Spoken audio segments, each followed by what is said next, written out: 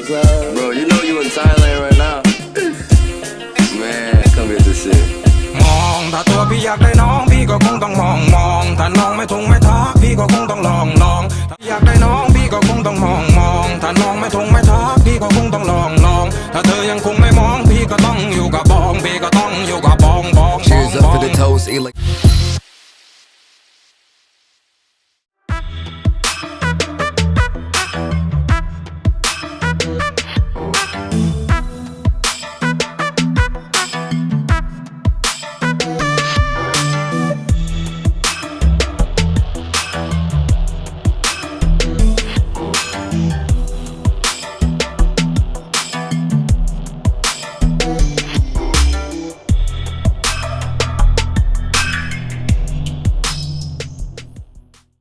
สวัสดีสวัสดีค่ะสบายดีนะครับผู้ชมน้องยินดีต้อนรับเข้าสู่ช่องเอเชียนไลน์อิน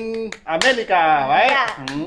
Bueno, nos sentimos muy felices a todas las reacciones que tuvimos en el anterior video. Entonces queremos hacer otro videito haciendo la reacción de este video.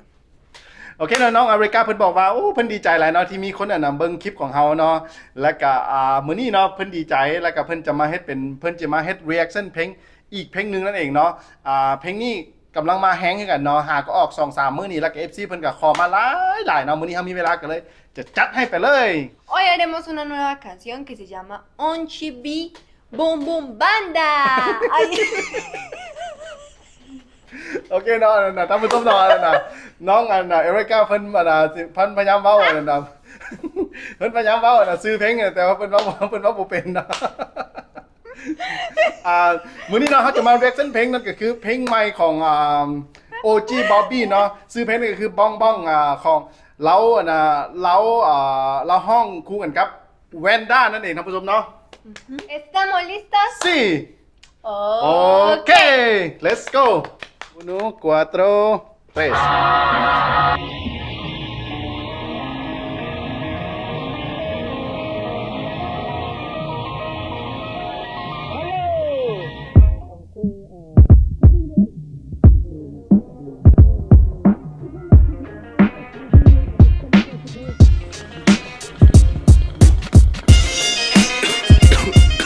Oh shit, what's up, bro? Hey, OG, what's up? Bro, you know you in Thailand right now. Man, come get this shit. มองถ้าตัวพี่อยากได้น้องพี่ก็คงต้องมองถ้าน้องไม่ทงไม่ทักพี่ก็คงต้องลองถ้าเธอยังคงไม่มองพี่ก็ต้องอยู่กับบองพี่ก็ต้องอยู่กับบอง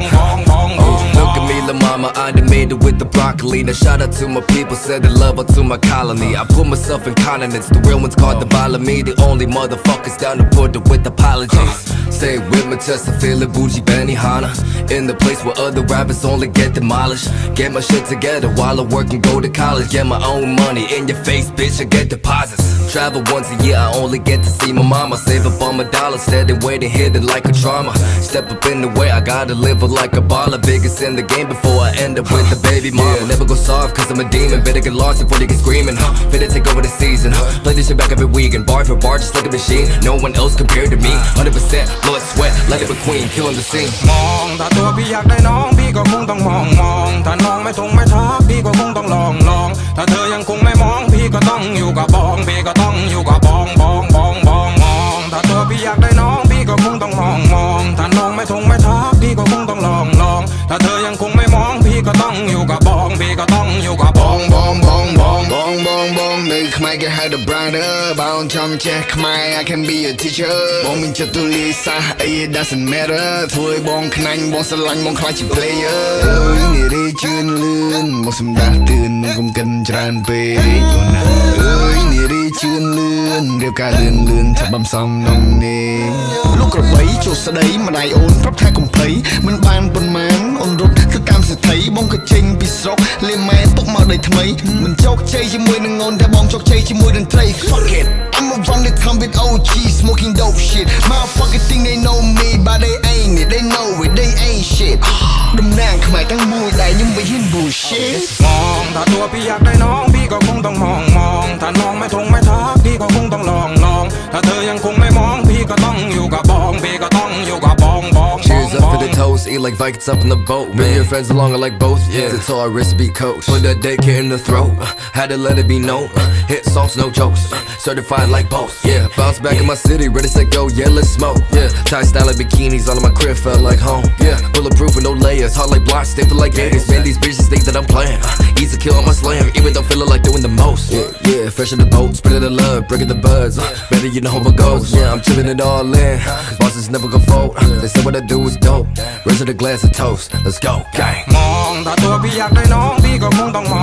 งถ้าน้องไม่ทงไม่ทักพี่ก็คงต้องลองถ้าเธอยังคงไม่มองพี่ก็ต้องอยู่กับบองพี่ก็ต้องอยู่กับบองมองถ้าตัวพี่อยากได้น้องพี่ก็คงต้องมองถ้าน้องไม่ทงไม่ทักพี่ก็คงต้องลองถ้าเธอยังคงไม่มองพี่ก็ต้องอยู่กับบองพี่ก็ต้องอยู่กับบองน้อง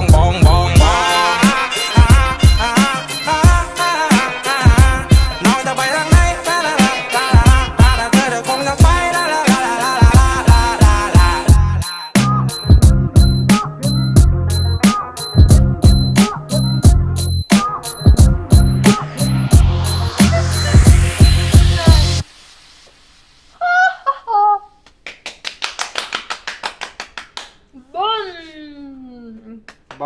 bang. You know.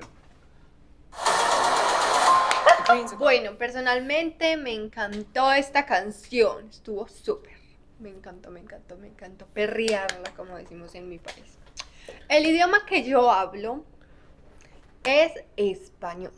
yo hablo español en estos momentos. Para todas las personas que nos están viendo al otro lado de esta pantalla, en cualquier país que estén, mi idioma es español. Por si los que no saben que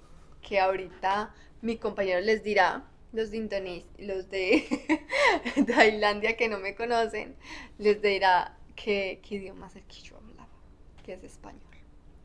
Bueno, la canción personalmente me encantó porque habla sobre las mujeres, la belleza que tenemos las mujeres, que somos hermosas, que somos únicas, irrepetibles. Cada una de nosotros tenemos nuestra belleza. No olviden compartir este video con los seres queridos que ustedes tengan y quieran ver este video, con sus amigos, con las personas que estén aprendiendo a hablar tailandés y español. Les sirve demasiado. Bueno, ¿por qué me encantó esta canción? Esta canción me encantó porque a lo personal, además de tener un buen significado, tiene una mezcla de estilo español, hip hop y aspira a cosas como asiáticas, como al otro lado del mundo que para los colombianos que aún no conocen o los latinos que aún no conocen esa parte, es muy bueno. Es muy digno de bailar y escuchar, es muy rico bailarla, como todos los reggaetoneros que tenemos en Latinoamérica, que bailan y les encanta rapear, como ahorita les decía, o perrear las canciones. โอเคนะครับผู้ชมดีใจเนาะมื้อนี้เขาจะมาเฉลยว่าน้องเอริกาเพิ่นเว้าภาษาหยังแม่นบ่ละลายFC ละลายคนก็พยายามส่งมาเนาะว่าภาษานู่นนี่นั่นเนาะแต่ว่ามื้อนี้เขาจะมาเฉลยนั่นเองเนาะน้องเอริกาเพิ่นเว้าภาษาสเปนิชนั่นเองไว้เอริกาเย้เพราะว่าน้องเอริกาเพิ่นเป็นลูกเพิ่นมีเชื้อสายโคลัมเบียนำท่านผู้ชมเนาะแล้วก็มีเชื้อสายคนอเมริกานำโอเคประมาณอะไรคือลูกสอดว่ะเนี่ยประมาณนั้นนะท่านผู้ชมเนาะหน้าตาเราอาจจะออกไปว่าคือคนคือคนอเมริกาใต้นำแล้วก็ออกแบบอเมริกานำเป็นหมดท่านผู้ชมเนาะโอเคเนาะเขาจะกลับมาเล่าเรื่องเพลงกันเลยเนาะน้องอาริกาบอกว่าเพลงนี้เรามักหลายนะมันมีความหมายดีนะท่านผู้ชมเนาะค่อยส่วนตัวแล้วกับมักคือกันนะท่านผู้ชมเนาะมันอาจจะมีเพลงนี้มันอาจจะสิ่งที่เด็ดเลยโอเคจริงที่สำคัญที่สุดก็คือแบบการรวมตัวกันระหว่างศิลปินไทยกับศิลปินแคนเบเดียเนาะแบบอันดับหนึ่งของเมืองไทยอันดับหนึ่งของแคนเบเดียนับปัจจุบันนี้เวลานี้โอเคเนาะด้านการเพลงด้านเพลงวัฒนธรรมท่านผู้ชมเนาะเพลงนี้เขาจะเอามาผสมประสานกันนะระหว่างฮิปฮอประหว่างมันจะมีแบบลาตินอเมริกาหน่อยนึงอย่างละกับระหว่างเอเชียเฮาเป็นหมดระหว่างแบบเอเชียเฮาเพลงบอลสุดท้ายมันจะมีการเซฟแบบว่าอะไรเซฟแบบขึ้นเมืองของเอเชียเฮาหมดเพราะว่าจะเป็นไทยหรือว่าแคนเบเดียหรือว่าลาวอย่างที่มันว่ามันจะมีผสมผสานเล็กๆน้อยๆของพวกเป็นเอเชียอย่างนั้นเนาะ แต่ว่าที่แน่ๆนะบทเพลงนี้เนาะน้องเอริก้าเพิ่นบอกว่าเนี่ยนะแต่ละคนก็มีมุมมองที่แตกต่างกันเนาะแต่ว่าถ้ามาจับเนื้อความได้ก็คือแบบว่าน่ะนะเขาจะพรรณนาเกี่ยวกับความสวยงามของผู้หญิงเนาะก็คือคือมันมีท่อนสุดท้ายเนาะแวนด้าแล้วจะเอาควีนบี้เนาะควีนบี้เนาะที่มีเพลงของแวนด้าที่ดังๆนะแล้วเอามาผสมผสานนำอยู่ในนั้นเนาะควีนบี้ก็หมายถึงความงามของผู้หญิงคือกันเนาะของผู้หญิงคือกันเนาะแล้วเวลาผู้ชายมีเห็นผู้หญิงงามๆจีนเวลาเขาไปอยากไปเข้าไปจีบเขาไปเข้าไปทักเนาะถ้าเขาบททักมันก็อาจจะออกมาเป็นบ้องแบงเนี่ยประมาณนี้ท่านผู้ชมเนาะบทเพลงมันจะเว้าเกี่ยวกับลักษณะแบบนี้เนาะแต่ว่าส่วนตัวแล้วน้องอริก้าเนาะเพิ่นบอกว่าถ้าอยากฝากถึงผู้ชายหลายๆคนเนาะถ้าผู้ใดเนาะเวลาจีบผู้หญิงเนาะจีบผู้หญิงบอกว่าผู้หญิงที่เป็นแบบไหนเนาะแต่ผู้หญิงจะเป็นเพศที่สวยงามเพิ่นว่าแล้วถ้าสมมุติว่าได้เขาจะมาเป็นแฟนไว้เลยกันถ้าสมมุติได้เขามาเป็นแฟนแล้วบ่ล่ะมือทับอิฐที่เขาจีบเขานะเขาดีแบบไหนเนาะก็ให้ดีเสมอต้นเสมอปลายเนาะเพิ่นว่านะไว้เลยกันไว้ก้าวแล้วเป็นคนที่แบบว่าบ่มักแบบความผู้แฮงหรือว่าผู้ชายที่แบบว่านิสัยที่ใหญ่อย่างเงี้ยก็ทุกคนก็บ่มักเลยเนาะแต่ว่าอยากฝากถึงน้องๆหรือว่าผู้ชายทุกคนเนาะให้ฮักและก็ทนุถนอมเนาะเวลาได้เขามาเป็นแฟนแล้วก็ให้ฮักเขาเสมอต้นเสมอปลายนะถ้าบ่ฮักก็เจ้าบ่มักก็เจ้าก็ต้องบอกเจ้าก็ต้องเลิกรักกันไปให้มันดีๆเนาะบ่แม่นไปจองร่างจองแพงไว้เอาเลยกัน Ya. Bueno, no olviden, como les decía ahora, compartir con sus sentidos, sus amigos, para que nos sigamos No olviden suscribirse, que es súper importante para que podamos seguir โอเคเนาะท่านผู้ชมเนาะสำหรับบทเพลงก็จะมีประมาณนี้แหละเนาะน้องอเล็กก้าเพิ่นบอกว่าเนาะถ้าผู้ใดมักก็อย่าลืมกดไลค์กดแชร์กด Subscribe เพื่อเป็นแรงกำลังใจให้เฮาทั้งสองคนนั่นเองนะไว้เลยกันนะฮะสำหรับมื้อนี้ก็ขอกล่าวคำว่าสบายดีบ๊ายบายแล้วเจอกันใหม่ด้วยท่านผู้ชมบ๊ายบายhabla español Bye bye. español Adiós. adiós Adiós. adiós adiós แปลว่าเจอกันใหม่ท่านผู้ชม adiós ไว้อะไรกัน Adiós. Ya.